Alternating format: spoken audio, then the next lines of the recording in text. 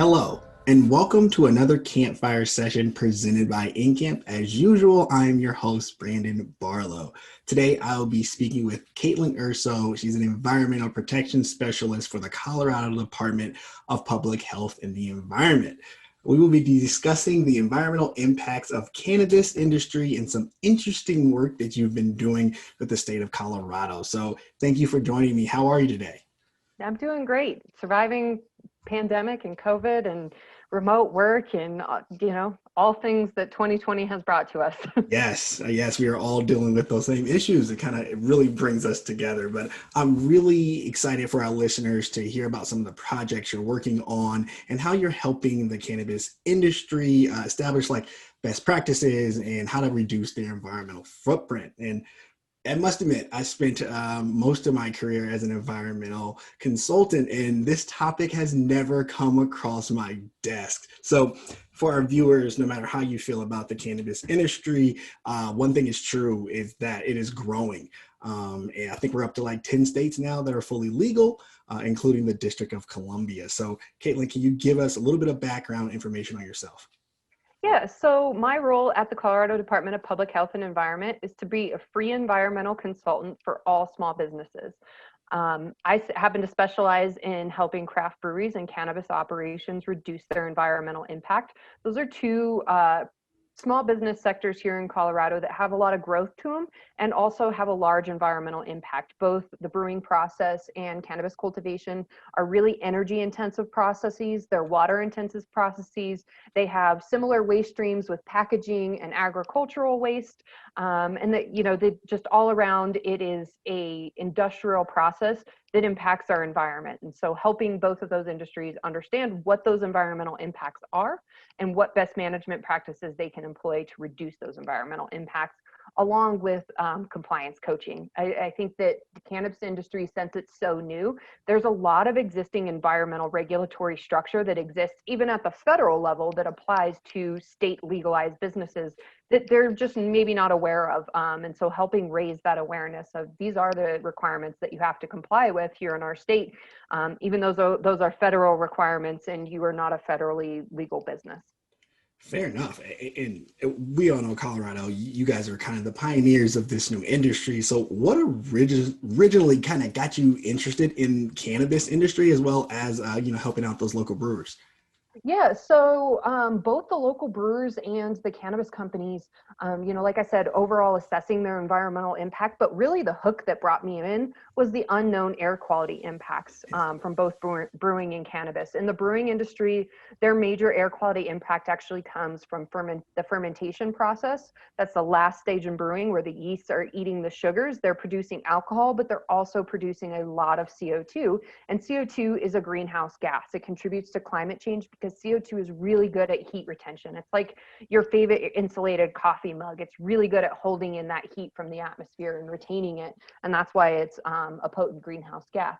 However, on the cannabis side of things, also wondering what is the potential air quality impacts of cultivating cannabis. And as you mentioned, here in Colorado, we were one of the first to legalize, but we do have a unique marijuana market in that most of our marijuana in Colorado is grown indoors in a warehouse setting, zoned industrial in the heart of our city centers. So the question that really brought me in was understanding how bringing an agricultural industry into an urban environment and how that impacts air quality, especially because the number one pollutant of concern typically in urban environments is ozone.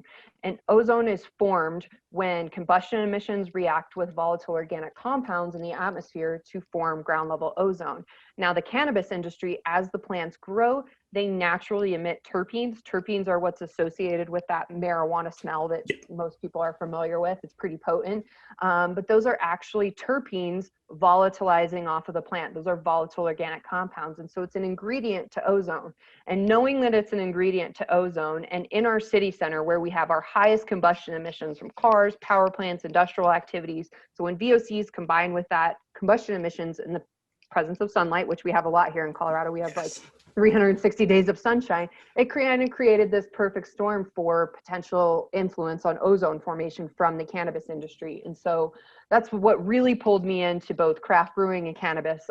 Except for brewing, it was CO2 emissions versus in cannabis, it's VOC emissions, and understanding what those influences are on our environment. Yes, I must say those are two really cool topics you dove into, especially as being like someone who says, hey, let's take a real look at that. And one of the difference between Colorado and California is actually where it's grown, but we'll kind of dive into that a little bit later. But for our viewers, I really want to jump into this from the very, very beginning. So when we start talking about the cannabis industry, we are talking about both hemp and marijuana. And so what is the difference between them? Yeah, that's a really great question. So hemp and marijuana are both in the cannabis family. It's like when you think of tomato plants, large tomatoes, small tomatoes, red tomatoes, yellow tomatoes, and actually hops, which are used in beer brewing, are also part of the cannabis family. Now, what differentiates between cannabis that is hemp and cannabis that's marijuana is a concentration of THC. That's the main cannabinoid. That's what caused kind of the psychoactive effects of marijuana. And so hemp is classified as below 0.3% THC content. Okay. So very low THC cannabinoid content in hemp versus in marijuana. You know, typical concentrations of THC, I would say on the low end, like 5 to 8%, and on the high end, you know, maybe 20. Some are pushing 25%, but you know, certainly hemp is much lower with that 0.3% THC content. So hemp's been around, or I should say, legal for a lot longer. Is that correct? Actually, hemp used to be legal in the United States a long time ago, and then it was banned. And then at the federal level, hemp just legalized in January of 2019. And so we're on about our second, this October, our second federal hemp harvest. However, Colorado legalized hemp for hemp cultivation in July 2017, versus we've had medical marijuana a little bit longer. Our medical marijuana legalized in, I think it was 2011, and our recreational marijuana in 2014. So we've had marijuana in Colorado a little bit longer than we've had legalized hemp. And the main, I would say, difference in the two is that marijuana is much more highly regulated. Hemp was legalized as an agricultural commodity, no different than corn. So basically, if it's an agricultural area, you can grow it without restriction.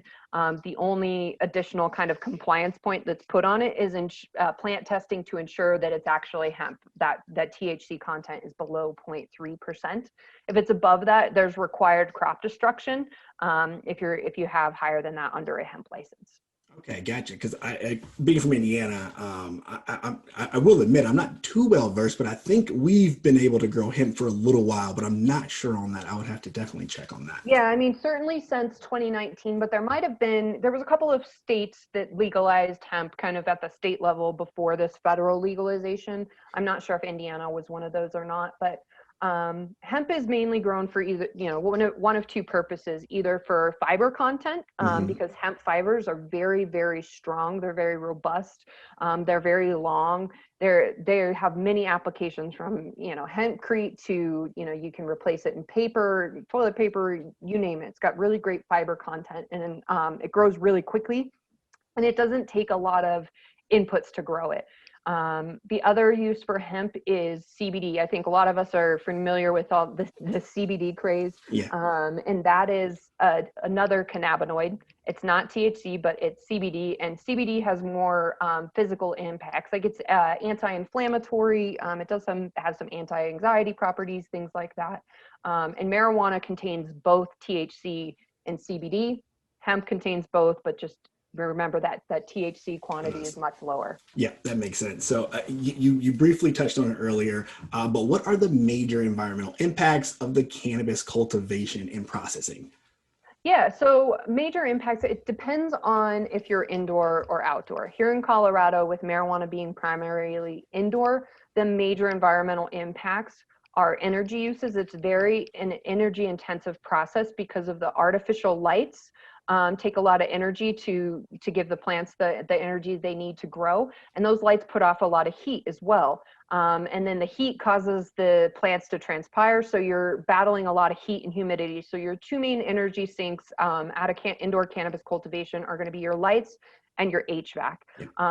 The second largest impact of indoor cultivations is the waste that comes out of them, the sheer amount of plant waste and the regulations that go into how you can dispose of those plant waste versus at an outdoor cultivation like in hemp here in Colorado or marijuana like in California that's primarily grown outdoors. When you're in an outdoor setting, the major environmental impacts shift more to land impacts like soil impacts and also water impacts. Where is your water coming from? And are you disturbing the ecology of the area by diverting that water to your cultivation? And then also the impacts of runoff of that water. And if it has, pesticides in it, if it has increased nutrients, those kinds of things. So it really, when people ask what's the major environmental impacts of growing marijuana, I kind of ask them, well, are you growing it indoors and outdoors? If it's inside, it's mostly energy and waste. If it's outside, it's mostly water and land impacts. Yeah, that makes sense. So the cannabis industry has energy, water, waste impacts, but a bulk of the information that you've been kind of studying is air quality. So you focus on the volatile organic compounds or VOCs and emissions recently. So can you talk about your air quality study that you completed? Yeah, absolutely. So again, the question was for the research trying to answer how many pounds of volatile organic compounds are emitted per pound of marijuana grown. And those volatile organic compounds are the terpene emissions, natural terpene emissions. And the reason why they're important, again, is in that urban environment, those natural terpenes have the opportunity to react with combustion emissions to form ground level ozone. So two questions we're trying to answer with this research. How many pounds of VOCs per pound of marijuana, and then what's the resulting influence on ozone formation? What we found from the study was actually quite interesting. There's, when it comes to VOCs, odor does not always equate to concentration. So in marijuana, we have a really high odor. We've got a big olfactory response to actually a very low level of VOC concentration if you actually get to it at the concentration level. And that's what we found with this study is even though the smell is very potent, it's a very low concentration of VOCs. And that resulting low concentration of VOCs, the influence on ozone formation, because it's such a low concentration, it has very little impact on ozone formation in our urban environment because of that low concentration. That was something we learned. And so what that means is it shifts the importance of controlling these odors is more important than controlling the VOC concentration. And so what that really tells us is in an urban setting, with cannabis, we're not necessarily so much worried about the VOC concentrations that influence ozone. We're more concerned about odor ordinances and treating that nuisance odor because very little amount of VOCs causing a very high olfactory response. Gotcha. That I don't know why, but that is not what I was expecting to hear. It wasn't as the what result. I was expecting either. No, I mean, I spent 2 years conducting this study. It started in January of 2019 or of 2018, sorry, January of 2018. And I'm hoping to publish those exhaust results actually this winter, winter of 2020. But again, anecdotally, we learned that you drive around and you smell all these really egregious smells in the urban environment and they're VOCs and that VOCs combine with combustion emissions in the presence of sunlight to form ozone. So we just sort of had this natural conclusion in our head that it would be influencing ozone formation. Yeah. But that's what's so great about the scientific process is you get to go into it unbiased and just discover it. I mean, we didn't know what the results were going to be, and the results were actually pretty surprising. And what's the key component of that is the lack of isoprene in cannabis terpene emission profile. Isoprene is very abundant in almost all plants, pine trees, flowers, almost all plants. So if you took any other plant and switched it out for cannabis and grew it in an urban environment in the quantities that we grow marijuana, very high, you would see an influence on ozone. But cannabis is unique in that it's lacking that isoprene. And isoprene is the main driver of ozone formation from plants, and cannabis is unique in that it doesn't have isoprene, which again was a bit of a shock because almost all other plants have it. So it was really cool to be a part of that discovery process and come to those conclusions and really help not only us here in Colorado understand that it's more of an odor issue, and addressing it through the lens of odor versus addressing it through the lens of public health, I think is really helpful for governments to understand. And so we're excited to share that information and excited to help the cannabis industry understand what they can do to control those levels of odor. Yeah, it's exciting things. And like you said, it was unexpected results. I think when I first got the results, I had a little bit of a moment of like, did I just waste 2 years investigating something that wasn't a problem? But I think knowing that it's not a problem is just as important as knowing that there is a problem, and knowing that the emphasis should be from a regulatory standpoint on odor versus ozone formation is very helpful. So this kind of leads into my next question, which I'm going to adjust just a little bit. So what are the best management practices for reducing the odor? Yeah, so what we found is in Colorado, when we have this indoor environment, right, we can control the air that's going out of the building very easily because we have a discrete HVAC system. And so carbon filtration is really the best option for controlling odor in an indoor environment, because it actually captures those VOCs within the pores of the carbon and makes it so the odor is eliminated. It's not released to the atmosphere. Now what this research will lead into is not all carbon filters are created equal. You can actually design a carbon filter for specifically like the size and the pores in the carbon filter to specifically fit the emission profile. So if we know the dominant terpenes, which are limonene, pinene, terpinolene, and myrcene, which are very abundant in many other plants. They're not unique to cannabis, but those are the top 4 that you see from cannabis. Knowing that, we can design carbon filters that are optimized for capturing those 4 terpene types and make them more efficient, rather than just a one-size-fits-all, let's control all VOCs and see what happens. Now, that's different in an outdoor environment because you don't have bounds and you can't force it through a filter, right? And so you're forced to focus on more chemical controls. And are those chemical controls neutralizing the VOC so that it's no longer available for ozone formation, or are you just masking the odors with a stronger smelling VOC like pine or cherry, bubblegum, whatever your flavor you pick? Are you just masking those odors? Or there's a third type of chemical odor control that can kind of be misted at the perimeter, that's a counteractive agent, which is really interesting in that when 2 kind of complementary smells meet in your olfactory senses, they can cancel each other out and almost like paralyze your nose so you smell nothing. And so there are counteractive agents out there that match with marijuana and trick your nose into smelling nothing. Now, those chemical odor controls, you really need to look at them from a perspective of, is that outdoor cultivation in an urban environment, or is it in a traditional agricultural setting? Because if it's in the urban environment, like in your city center, if you were to spray those chemical odor controls, you might have a higher influence on ozone formation from the VOCs that you're spraying than from the cannabis VOCs that are present. Right.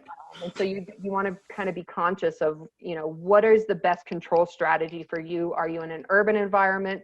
Probably better to have carbon filtration in a warehouse environment versus outside in an agricultural center.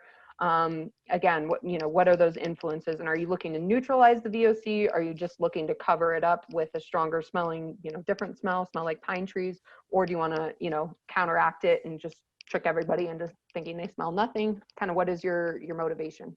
Fair. Before we kind of switch gears here, I want to ask you a few more questions on this. So as far as the odor, is that the number 1 complaint that you guys get, is the odor from the plants?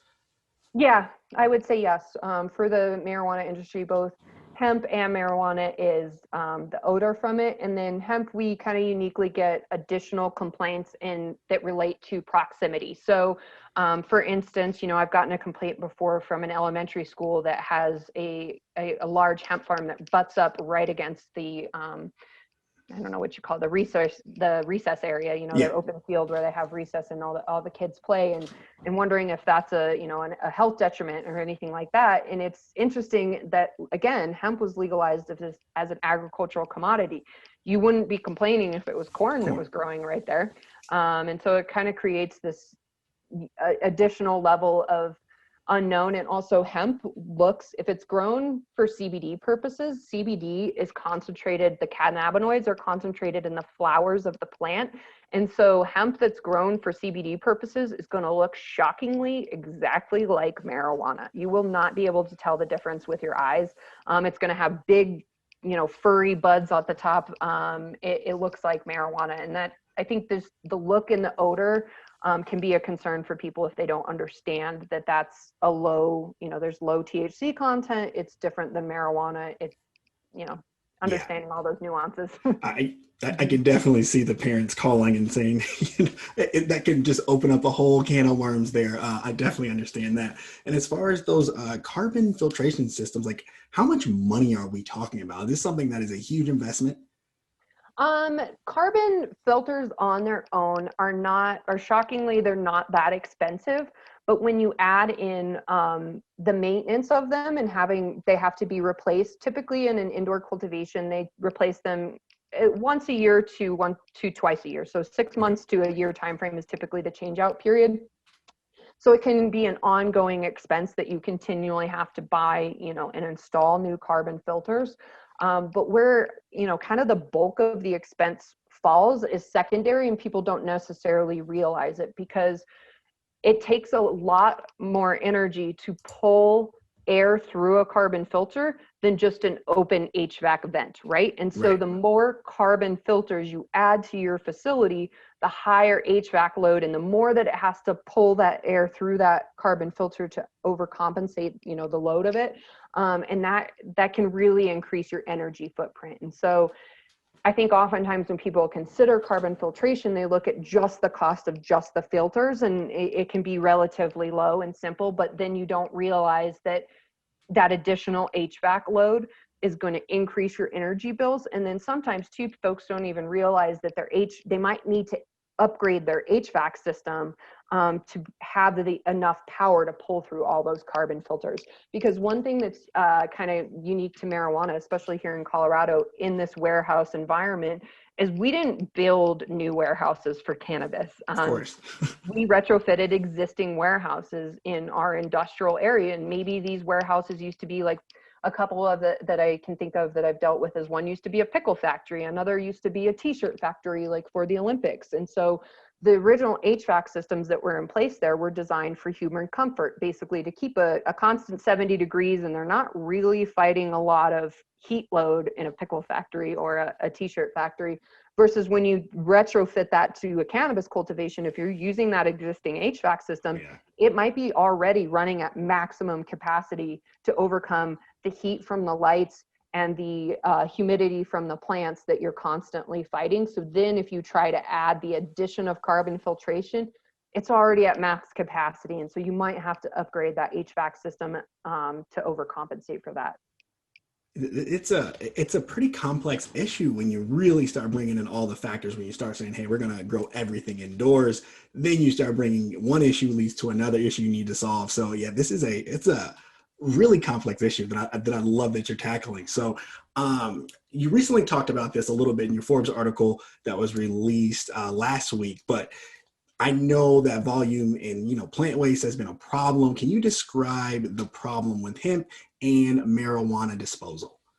Yeah, so marijuana is highly regulated here in Colorado, and the marijuana plant waste, to date, historically has been required that any marijuana plant waste leaving a facility has to be mixed with 50% non-marijuana waste. Which essentially doubles your waste footprint and forces everything to landfill, because it's pretty hard for a cannabis production facility to come up with a equal waste stream to their plant waste stream that's organic, that's not marijuana, unless they have like a partnership with a nearby restaurant or something like that can contribute food waste in equal parts. It's pretty hard to come up with 50% organic waste stream so that you're able to compost. Then on top of that, there's the additional barrier of composting typically is charged per pound, versus if you pick up at waste, it's like charged per volume dumpster size. And so it can be more expensive to compost with that 50-50 waste mixing rule because you're doubling your pounds of waste. So here in Colorado, that 50-50 waste mixing rule, where it came from was our top regulatory priorities of safety, security, and no diversion to the illicit market. We didn't want people dumpster diving and recovering this marijuana and then selling it, illegally, or consuming it when it's really not meant for that. But what we found is that we also have additional measures of locked dumpsters and everything under surveillance. And there's also this concept too that the cannabis companies are in the business of THC production. They're not going to throw away viable THC product. They're going to use it all.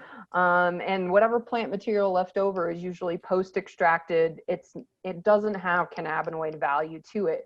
And so realizing all of these things, I'm really proud of our Colorado Marijuana Enforcement Division, and that this year we had a sustainability rulemaking hearing where we looked at our rules and said, okay, now that we're a mature market and we have a lot of lessons learned, how can we keep our top priorities of safety, security, and no diversion to the illicit market, and add in a layer of environmental sustainability? How can we become more environmentally efficient with maintaining our top regulatory priorities? And this 50-50 waste mixing rule was ideal for that. And so what we did is we changed our rules, and the new rules will come into effect January 2021.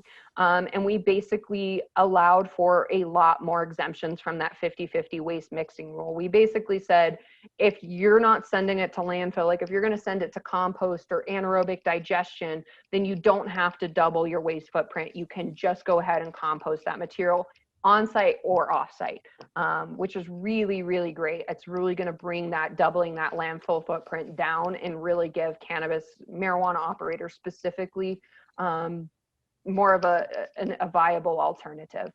Which makes total sense. Like any other business, you're not going to throw away good products. And now that you guys are a mature market now, that 50-50 rule really doesn't apply. So you guys kind of made some environmental changes to actually make that a little bit easier when you look at composting and things like that. So that is wonderful. Hopefully other states will follow suit with that. But that's great. That's awesome.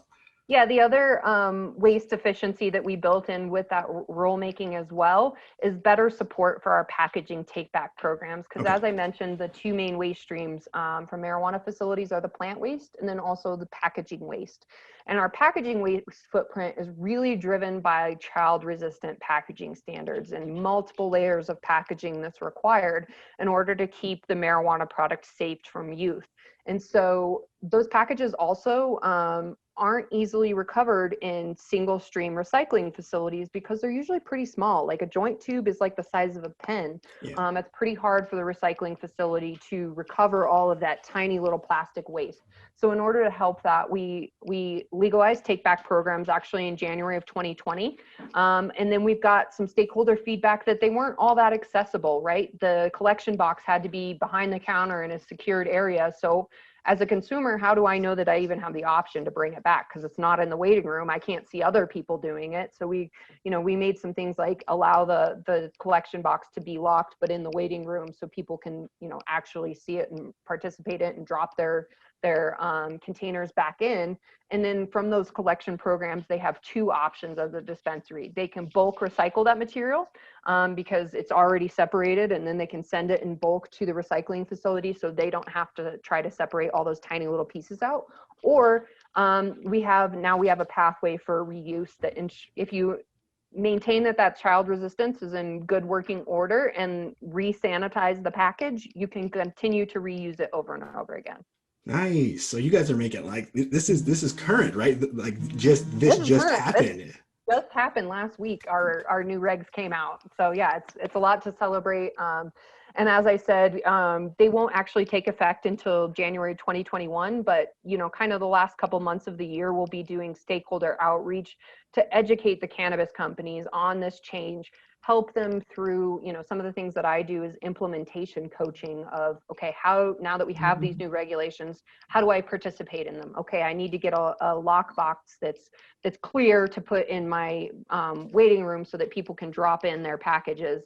I need to come up with a procedure to ensure sanitation and good working order. Or, same thing for the plant waste. I need to store I no longer need to mix my plant waste with 50% non-marijuana waste, but I just need to store it in a secure facility or in a secure way under camera. So I'm excited for them to come out, and I'm excited too that Colorado is not being stagnant in its leadership of the cannabis industry. It's continuing to evolve. We're constantly looking at our market and saying, what can we do better, not only for the environment, but for our citizens, for our community, for the cannabis businesses themselves, anything that we can do to support this industry. Because like you said at the beginning, despite people's opinions on marijuana or cannabis or hemp or any of that, it's a large industry sector here in Colorado. We have more marijuana businesses than we do 7-Elevens, McDonald's, and Starbucks combined. It is a very abundant industry here in Colorado. And we also gain a lot of tax revenue from it and a lot of benefit. And we have allocated those taxes to be beneficiary. We've allocated them to support local schools. We've allocated it to research specifically for marijuana, because marijuana research dollars are so hard to come by because of the federal illicit nature. How do we study it if we don't have any money to study it? So Colorado has been unique in that we allocated some of those tax dollars to be a source of funding for research. Nice. Kudos for you guys. Good for the environment, good for the growers, good for the consumers. It's a win-win-win for you guys. So I wanted to jump back into this idea about energy. I read this crazy stat that over 1% of the total amount of energy used in the US is used actually in this industry. I wanted to really ask you, what are the numbers in Denver, and how much money are we talking about? Like, how much energy are we using in this industry? Yeah, so high level, it's a hard question to answer because we don't have good tracking specifically on the cannabis industry for their energy footprint. Now, here in Colorado, actually in Denver proper, our Colorado Public Radio teamed up with our Denver Department of Public Health and Environment to answer just that question. And what they found is in Denver proper, cannabis accounts for about 4% of our total electrical grid. It's pretty high. And again, what's driving that high energy footprint is the artificial lights and HVAC kind of competing against each other. Oh, yeah. And so as more LED light technology comes online, it'll bring that energy footprint down, not only from the perspective of kilowatts used per light, but also LEDs don't put out the same heat footprint as traditional grow lights. And so you'll see that HVAC load come down as well. Now, per cultivation, or how many kilowatts goes into a pound of marijuana, that's a question that's really unknown at this point, because again, we don't have good tracking of cannabis. We don't have, at the energy utility, they don't have a code that classifies cannabis businesses, and then they can look at, the energy footprint of all cannabis businesses. What we really need to answer that question is cannabis businesses being willing to share their metrics, share what their environmental impacts are. And there's been efforts made out there to create reporting tools where people can voluntarily report their environmental metrics, like energy, how much water they use per pound of marijuana grown, how much waste they generate, things like that. But what we found is that cannabis companies, because of their federal illicit nature, aren't real keen on sharing metrics. Fair. Yeah, so there's a real lack of data on environmental impacts at the quantifiable real solid number level because of that lack of data sharing. But as cannabis becomes more widely legalized and accepted and becomes, a part of our federal structure, I think we'll be able to nail those numbers down a lot more closely. Here in Colorado, we've done a couple of independent studies to try to, see what drives energy efficiency at cultivations. And one of the number one things that we found is like the low hanging fruit that facilities can do is stagger their equipment scheduling around peak demand loads. And so what that looks like is, peak demand typically is first thing in the morning when everybody's waking up and, showering and cooking, and all the industrial facilities are turning on all of their equipment at once, right? Everybody's using energy at the same time. Same thing happens in the afternoon, 3 o'clock to about 6, 7 o'clock at night. Everybody's using more energy as well, winding down their activities. And so knowing those peak times, can we schedule around them and kind of flatten out our energy curve? So what that looks like at an indoor cultivation, say you have 10 cultivation rooms, and they're all, on different, we want them to be on different schedules. Instead of first thing in the morning, when you get to the facility, you turn all the lights on, the lights are on all at the same time. The HVAC loads are peaking all at the same time. You're using all of that energy during peak demand time, versus if you rescheduled your equipment and staggered it. So rooms 1 through 3 come on at 8 a.m. and then rooms, 4 through 6 come on, 2 hours later, and kind of stagger those loads.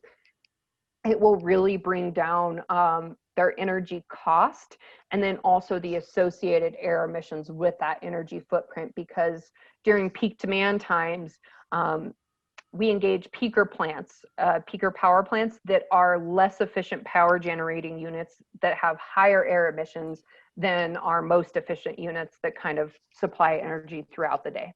Yeah, and that's interesting because on the brewery side, that's probably the same kind of advice you're giving them as well, correct? Exactly. Like one of their highest energy load activities is what's called crashing their fermentation tanks. Yeah. And so fermentation takes place, it's at a constant temperature, it's pretty warm.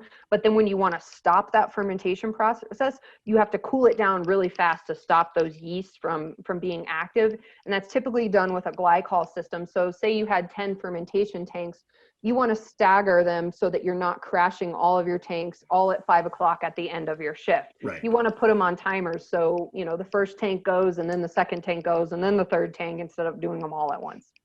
Perfect. Okay, so back to the marijuana industry a little bit. So let's say I'm in Denver, I'm a consumer, I'm really, into the environment. How do I know what's the most environmentally grown? How do I know if they're doing these things that you're talking about? Is there a way right now for the consumer to say, hey, I want to buy this brand because of what they're doing?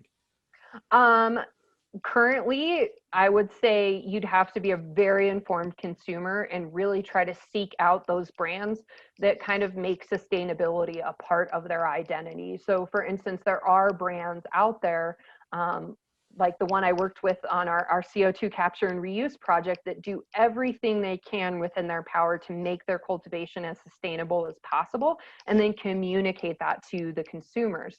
However, there's not like a third-party audit system out there that says this is a green, sustainable marijuana product versus another. However, just this year, our state environmental leadership program is now able to recognize marijuana businesses.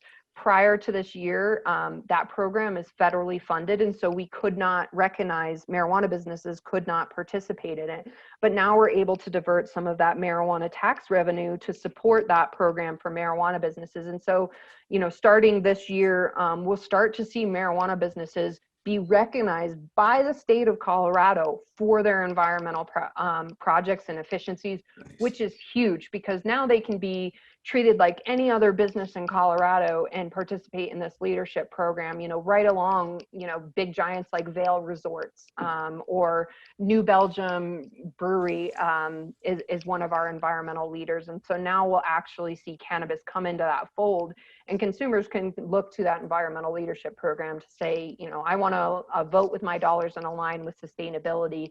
I can look up cannabis companies that are recognized by the environmental leadership program. Very nice. And I'm sure you just created your own little business right there, because I'm sure that's going to be a business in its own here pretty soon. But yeah, that's a great segue into my next question. I really wanted to talk about your project you did with the Denver beer company. You found a way to marry your two specializations. And can you Yes. talk about your CO2 project? Yes, my CO2 project is near and dear to my heart. I absolutely love it because, like you said, it was an opportunity to marry these two industries together that I've been consulting with for, the last 6-7 years. So in the brewing process, like I mentioned, the main air quality impact is CO2 emissions from fermentation. The fermentation process, as the yeast eat the sugars, they're creating alcohol, but they're also creating CO2 as a byproduct. Now, typical at almost every craft brewery across America and the world, actually, it's typical to just vent that CO2 off of the fermentation tank to the atmosphere. It's just a byproduct, it's a waste of the brewing process.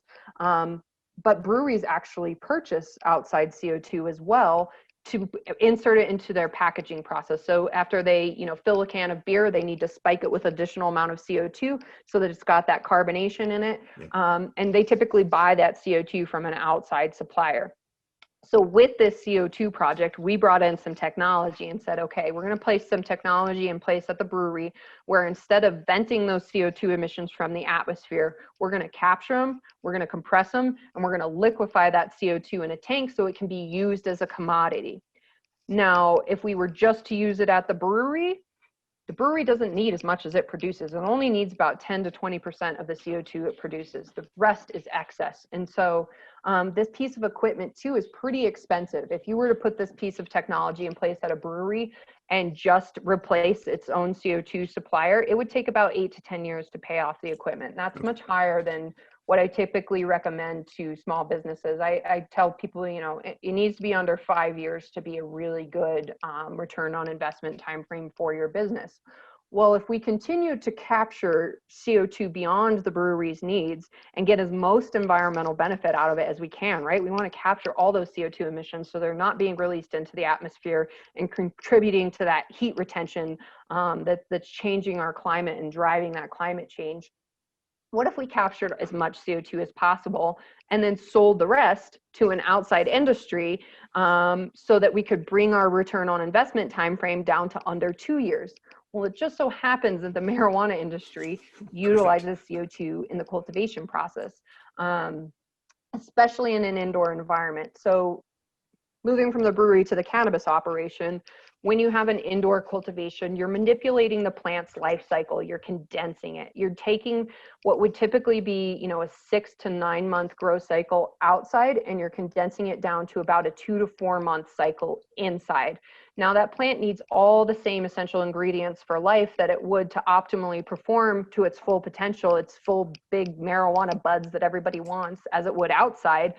We have to supplement with CO2 and raise the ambient level of CO2 because CO2 is really important for photosynthesis.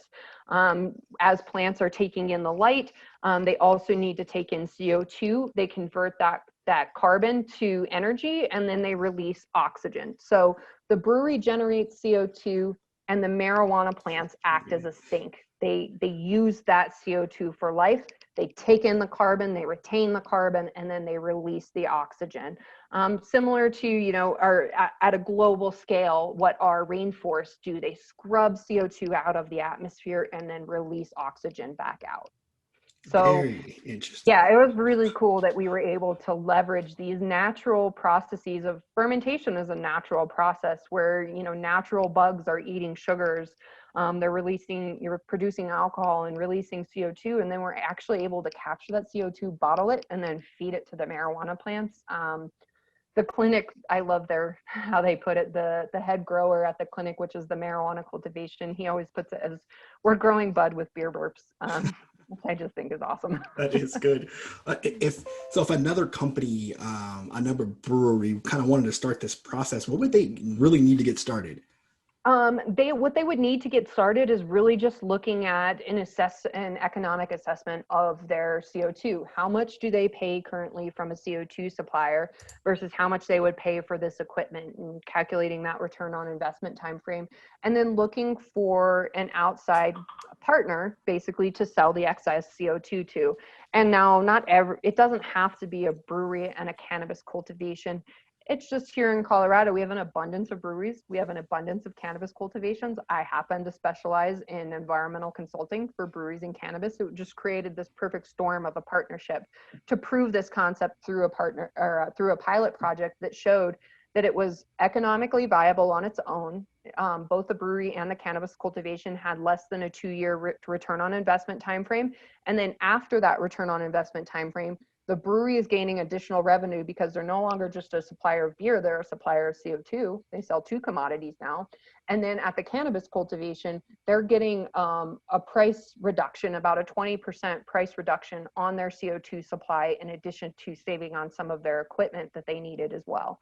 So, it's an economic win, it's an environmental win, and it's a win for the community, which is what makes up a sustainable decision. It needs to be good for people, planet, and profit.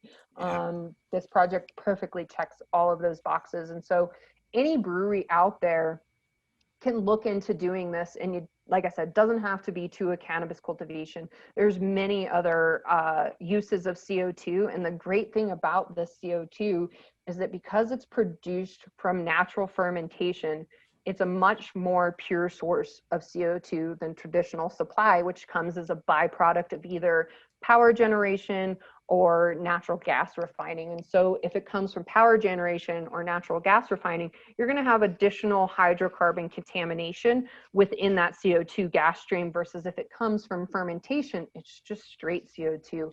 The CO2 coming off the fermentation tank is more pure than beverage grade or medical grade CO2. And so it can be sold for a higher commodity dollar because of its purity, and it actually produces better beer for the brewery because you don't get that hydrocarbon contamination that messes with the flavor profile of the beer. One of my favorite things that we did with this project is we had Colorado Public Radio come to the brewery and do a blind taste test on beer that was with traditional CO2 supply, and then some that was off of its own CO2 fermentation supply. And hands down, you could pick out the better tasting beer was this natural CO2 supply over and over again. The flavor profile is much more defined. That is so cool. Kudos to you and the team for that. That is interesting. I can see some cool marketing being surrounded around those 2 businesses. Yeah. For sure. On that point, both businesses created a product line in devotion to the project. So at the cannabis cultivation, the marijuana that's grown with the breweries for CO2 supply they call it their 93 Hoppy Trees series, because for each harvest you save about 93 trees of carbon by substituting the CO2 supply. And so they call it 93 Hoppy Trees. And then over at the brewery, they created a 93 Hoppy Trees lager. Again, those 93 trees are owed to each cultivation cycle. We save about 93 trees worth of CO2. I love that. I love that. I wish we had like 2 more hours I could sit here and talk about these projects you're doing with you for a very long time. So what is next? What's on the horizon for you? What's your next big project? Yeah, so by design, my position is designed to rotate through industries of focus to help them with their environmental problems. So craft brewing was my primary focus, 2016 through about 2018. Then 2018, I switched to cannabis. I'll be working on cannabis through spring of next year. Around May of 2021, I'll be transitioning to a new industry sector and a new focus. That sector has yet to be named, but it's going to focus on climate change, because in Colorado, January of this year, we got our first ever climate change unit at the Colorado Department of Public Health and Environment that's really tasked with addressing climate change, because up until now, CO2 is not even really a regulated pollutant. We didn't have staff dedicated to answering this question of climate change. And so now we do. And so, I was actually just talking about this today with my supervisor about, what's the next big industry, and I really want to focus on climate change, and whether that'll be energy efficiency and kind of controlling it from the source, or if it's supporting more outdoor agriculture and helping them understand the role that they play in climate change and becoming a carbon sink. Our traditional farming that has taken place since the Industrial Revolution has been degrading the soil, degrading the land, degrading the potential of plants to become a carbon sink. So if we kind of recoach our agricultural and shift our agricultural thinking from monocropping and tilling and things like that to focusing on rejuvenating the soil and the plants and optimizing their performance, we'll get higher output from our agricultural sector, and we'll also get the climate change benefits of that becoming a carbon sink, because like I explained, plants take in CO2 as part of their photosynthesis process and release oxygen. So what can we do to support those plants to do that in an optimal function? If we take care of our farmlands across the nation and rejuvenate them and bring them up to a healthy standard, we can tackle climate change by contributing to that sink.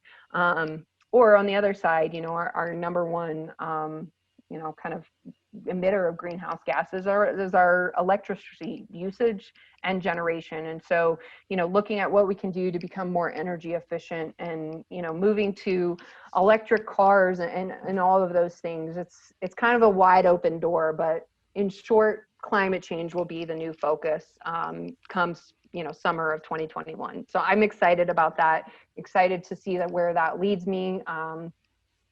And continuing along the way to continue to support both cannabis and brewing companies in their pursuit of becoming more environmentally friendly. That will always be something that I do, and that is one of the favorite parts of my job.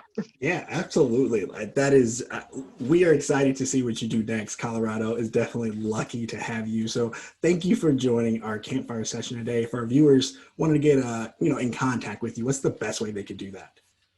The best way is either through LinkedIn. My LinkedIn tag is K Urso, my K for Kaitlin, and then my last name Urso, Urso. Or you can find me on the CDPHE website. If you search environment and cannabis or sustainability in cannabis, I guarantee you will find me. Yes.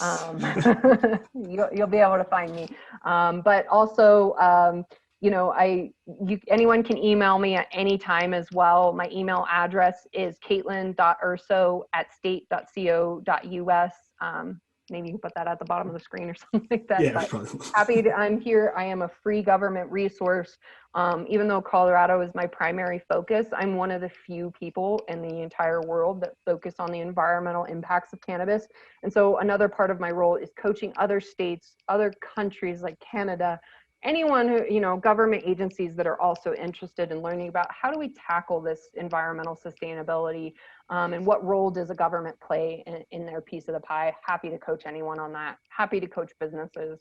Give me a call. I'm here. Absolutely. Kaitlin, again, thank you. For all the viewers, if you want to contact me, as always, you can get a hold of me on LinkedIn, or you can go to Encamp.com. I'll be there as well. And like I always say, what's good for business is good for the environment.